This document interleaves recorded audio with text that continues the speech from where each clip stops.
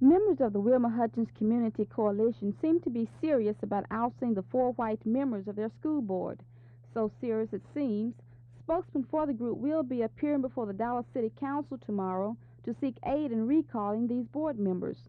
I talked with the president of the Community Coalition, Robert Bates, today at his home in the northern section of the 90% black Wilmer-Hutchins School District. He told me that the white board members have proven themselves to be segregationists. The board members have children that are not in public school. They've taken their kids out of public school and put them in private school. So they could be less concerned about our children as they want it to be, simply because their children are being educated and ours are not.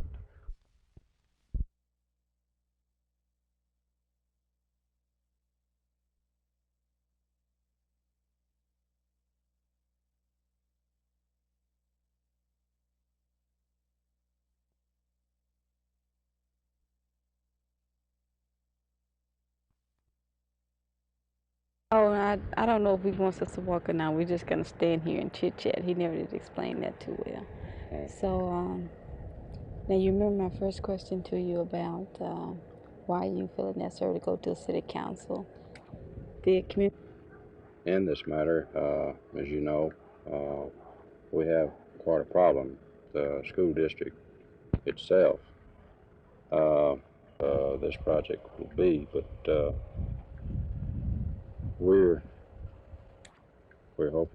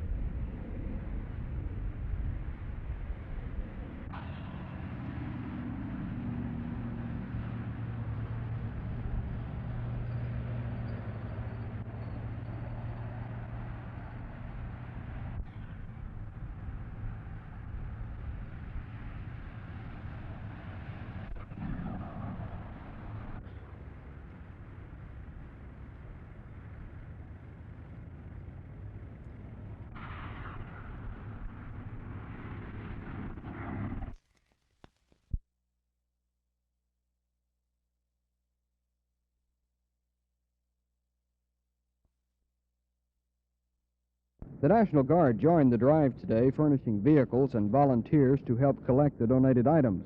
Ron Chapman of Goodwill Industries helped register the volunteers at noon before they were sent to their pickup points.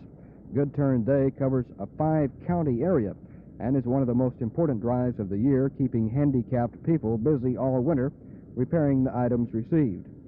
One of the busiest of about 20 pickup points today was at Seminary South Shopping Center in Fort Worth. The National Guard had 2 trucks available for the collection, in addition to a long van. Last year, the big van was completely filled. and a bigger collection is expected today. Area scouts began bringing in Goodwill bags filled to the top at about 2 o'clock this afternoon. This year's Good Turn Day takes on added importance because of a fire at the Goodwill workshop last summer. The fire destroyed most of the material, and workers have been kept busy only on a today basis. After today's collections, thanks to the area Boy Scouts and volunteers, it appears handicapped workers at Goodwill will have plenty to do. Jim Green, Channel 8 News on the Move in Fort Worth.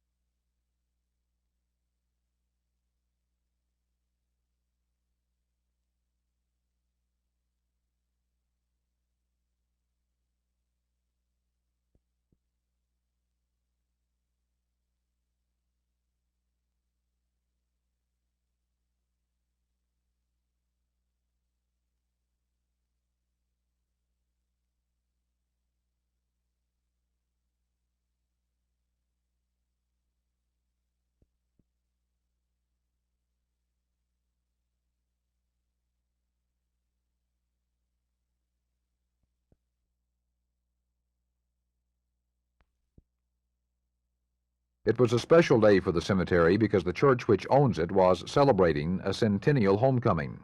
The cemetery has been a part of the Western Heights Church of Christ since the early days of Dallas, as shown by many of the markers which date back into the 1800s. Small groups came to the cemetery today to look at the markers and to reminisce about the past. But some of the visitors overlooked the cemetery's most famous grave, over there in a corner by Fort Worth Avenue and right beside an auto garage. The grave contains the bodies of two of the country's most notorious criminals, Clyde Barrow and his brother, who terrorized the country back in the 1930s in the famous Bonnie and Clyde gang.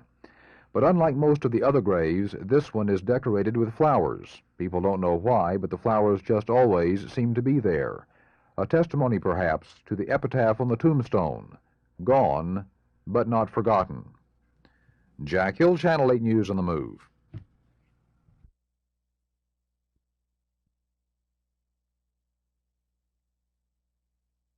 Bates also told me that the coalition has proof that the white board members are involved in illegal activities which could result in a civil suit being filed against the board.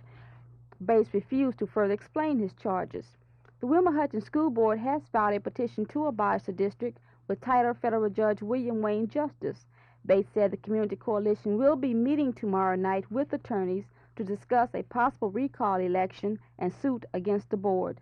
For Channel 8 News on the Move, this is June Gray. And in order to comply with that, I expect they will listen to us and give us some type of suggestions as to what. Bates, why are you going to City Council tomorrow to ask them to help the Wilmer-Hutchins Community Group to recall the school board? What do you really expect the City Council to do? The city code Members. We're not necessarily going to the city council for a recall.